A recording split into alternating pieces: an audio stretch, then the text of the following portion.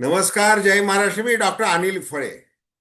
आता राष्ट्रीय स्वयंसेवक संघाचे सरसंघचालक डॉक्टर मोहन भागवत यांना भारतीय जनता पार्टीची दिशा यासंबंधी मोठं चिंतन करावं लागणार आहे.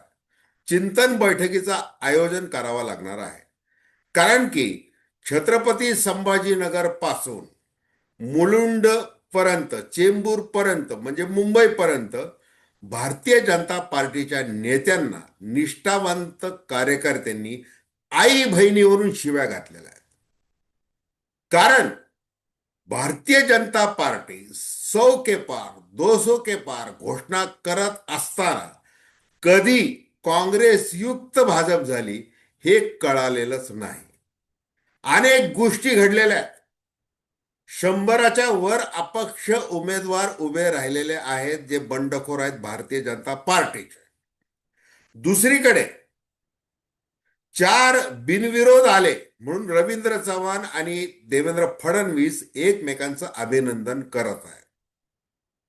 आता एकूण महाराष्ट्राच्या राजकीय जीवनातील संस्कृती जर पाहिली तर शरद पवार यांना अतिशय चांगल्या प्रकारचे राजकीय नेते, म्हणजे कुठलाच विचारसरणीचा संबंध नाही, प्रत्येकाशी जुळून घ्यायचंय, सत्तेमध्ये जाऊन बसायचंय, हा जो धडा त्यांनी घालून दिला महाराष्ट्राला, त्या धड्यापेक्षा आपण कसे अकेला देवेंद्र आहोत हे दाखवून देण्याच्या नादामध्ये महाराष्ट्राच्या राजकारणाचा चुथडा झालेला आहे.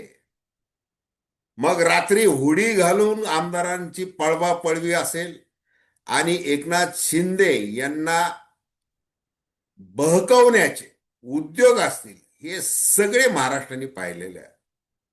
त्यामुळं भारतीय जनता पार्टी ज्या पक्षाकडे बघत महाराष्ट्रातील नव्हे तर अख्ख्या भारतामधील सुजाण नागरिकांना एक आशावाद निर्माण झालेला होता आणि काही प्रमाणात आहे देखील, त्या पक्षाचं मातेरं झालेलं आता गल्ली मोहल्ल्यामध्ये सगळीकडे महाराष्ट्रात दिसायला लागलेलं आहे. आणि निमित्त घडलेलं आहे महानगरपालिकांच्या निवडणुका.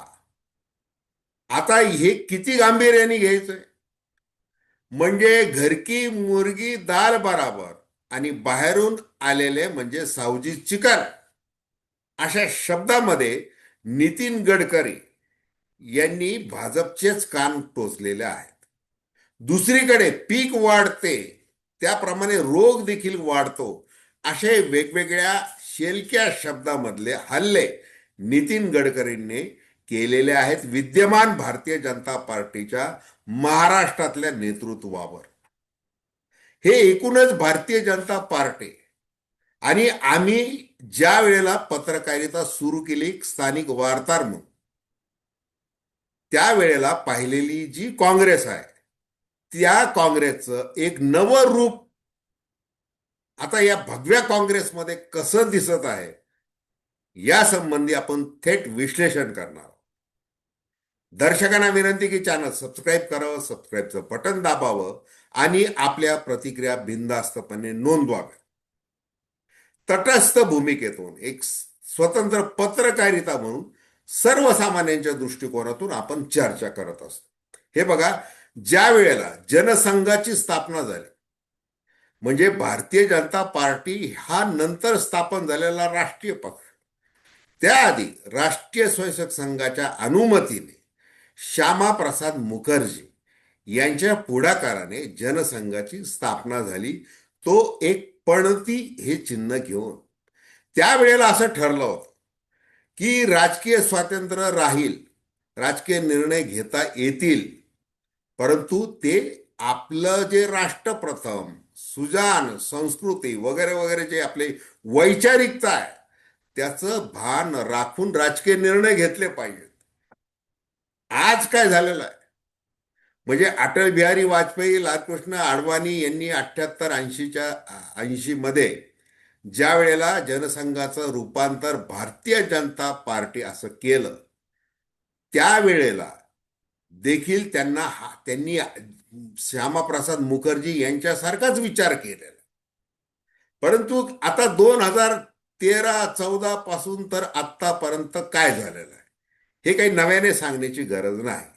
हे मी यासाठी सांगतोय की आज महाराष्ट्राने भारतीय जनता पार्टीचं जे अगदी किळसवानं रूप पाहिलेलं आहे, त्यामुळं चिंता वाढत चाललेली आहे. ही सामाजिक चिंता आहे, ही राजकीय चिंता आहे, आणि त्याची दखल आता डॉक्टर मोहन भागवतांनी घेतली पाहिजे असं बोललं जायला लागलेलं आहे. तशा प्रतिक्रिया आहेत. मी अनेक संघातील वरिष्ठांशी बोललेलो आहे. त्यांनी वेगवेगळ्या शब्दांमध्ये जी खंत व्यक्त केलेली आहे ती फार भीषण अशी आहे. आता बघा, प्रत्येक ठिकाणी बेरजेचं राजकारण करायचंय, कूटनीती करायची आहे, सत्तेमध्ये जाऊन बसायचंय, एक हाती सत्ता पाहिजेत, राक्षसी बहुमत पाहिजे. हे सगळं करत असताना मूळ भारतीय जनता पार्टी ही हरवलेली आहे. ती आता वाद चाललेली आहे. फक्त सत्ताकारण म्हणजेच राजकारण हे या पद्धतीने केलं जात आहे. मग आता छत्रपती संभाजीनगरमध्ये आज काय पाहायला मिळालं, म्हणजे मंत्री अतुल सावे, त्याच्यानंतर राज्यसभेचे खासदार आणि माजी केंद्रीय अर्थ राज्यमंत्री डॉक्टर भागवत कराड यांना महिला कार्यकर्त्यांनी अक्षरशः हरामखोर, कुत्रे या पद्धतीने शिव्यांची लाखोली वाहिली. काही जणांनी पेट्रोल आणलं होतं सोबत, पेट्रोल. कुठलाही अनर्थ तिथं घडू शकला असता. डॉक्टर कराड आणि सावेंना तिथून पळ काढावा लागला पोलीस बंदोबस्तामध्ये. संजय केनेकर या आमदाराने मध्यस्थी करण्याचा प्रयत्न केला, तो देखील निष्फळ ठरला. हाय व्होल्टेज ड्रामा झाला. नाशिकमध्ये काय झालं, ज्या सुधाकर बडगुजर जो सलीम कुत्ता बरोबर नाचला म्हणून SIT बसवली देवेंद्र फडणवीस यांनीच, त्याला भारतीय जनता पार्टीमध्ये घेतलं. मग आमदार सीमा हिरे यांनी त्यावेळेला रोष व्यक्त केला. आज काय झालं, आज तिथे जे शहराध्यक्ष सुनील केदार, त्यांच्याकडे ते EB फॉर्म होते, त्याचा पाठलाग केला भाजपच्या कार्यकर्त्यांनी, तुटून पडले. मग सीमा हिरे, कैलास आहिरे, सुधाकर बडगुजर यांच्यामध्ये प्रचंड अशी खडाजंगी झाली. आणि मग संकटमोचक गिरीश महाजन आले. ते म्हणाले जागा हजार आहेत, इच्छुक हजार आहेत, जागा कमी आहेत, त्याच्यामुळे असा गोंधळ झालेला आहे. पण या संकट मोचकाने जे काही महाराष्ट्रभर ज्या पद्धतीने आयात केले कार्यकर्ते, म्हणजे एकट्या गिरीश महाजन नाही, अनेकांनी, तर त्याचा फटका भारतीय जनता पार्टीला बसतोय. आता चंद्रशेखर बावनकुळे म्हणले की आम्ही काही कोणाला प्रवेश देणार नाही. म्हणजे आता पोट फुटलेलं आहे, इतक्या प्रमाणात आयात झालेली आहे. मग नितीन गडकरी यांच्यासारखा एकनिष्ठ राष्ट्रीय स्वयंसेवक संघातला एक कार्यकर्ता, ते राष्ट्रीय स्तरावरचा नेता, जो भारतीय जनता पार्टीचा अध्यक्ष देखील झालेला, तो वारंवार बोलतोय.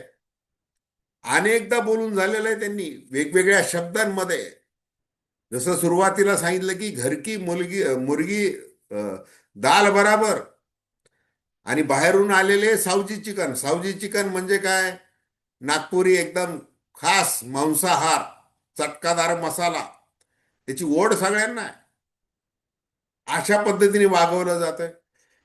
आणि पक्ष वेगाने जसा वाढतोय तसाच तो खाली येणार आहे, याचा इशारा गडकरी यांनी अनेकदा दिलेला आहे. म्हणजे जुन्या कार्यकर्त्यांना जपा, हे त्यांनी सांगितलेलं आहे. त्यांच्या मिश्किल शैलीमध्ये सांगतात, चिमटे काढत सांगतात.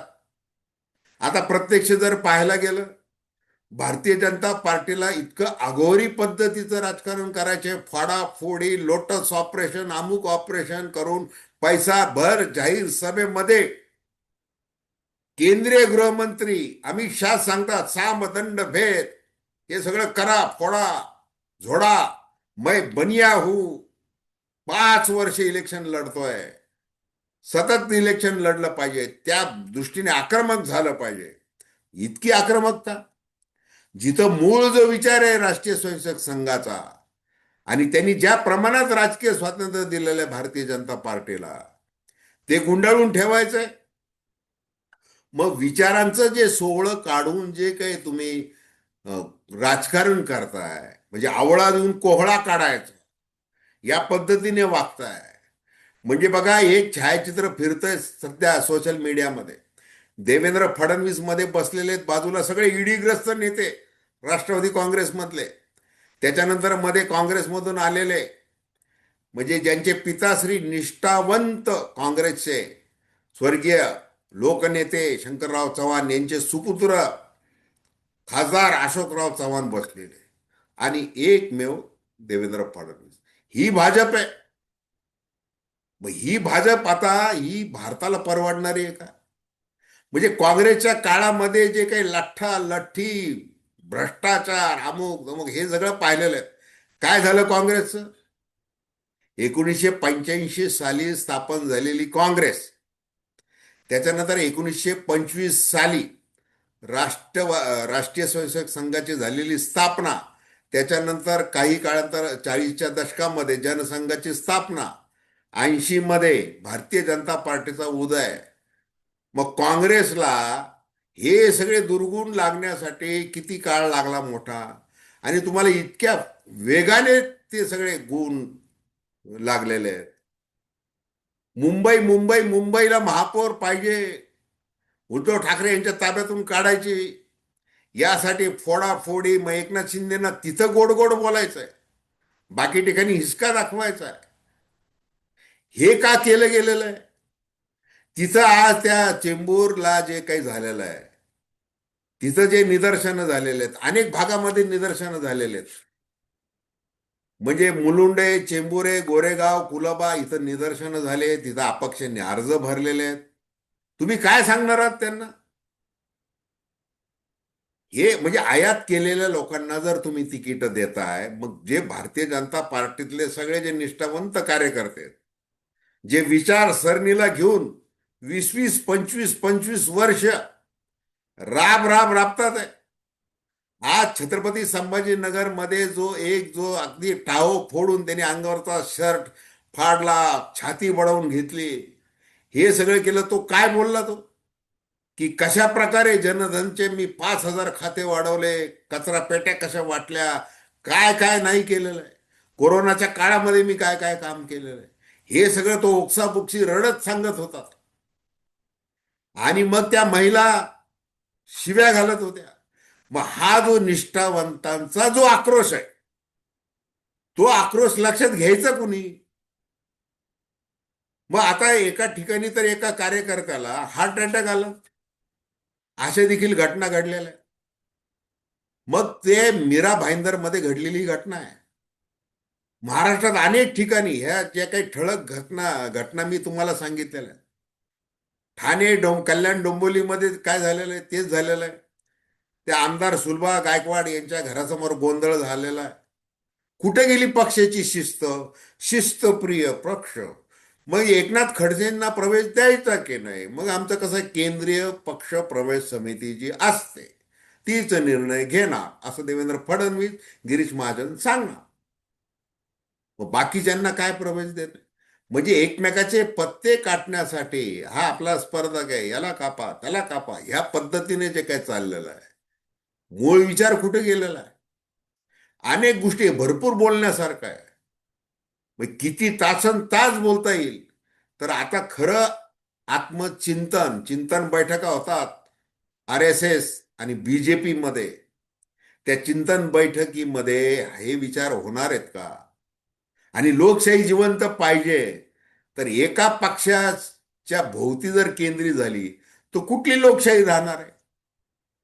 मग तुमच्या नगर ग्रामपंचायत पासून संसदेपर्यंत तुमचीच सत्ता पाहिजे. बरं, नुसती सत्ता पाहिजे असं नाहीये.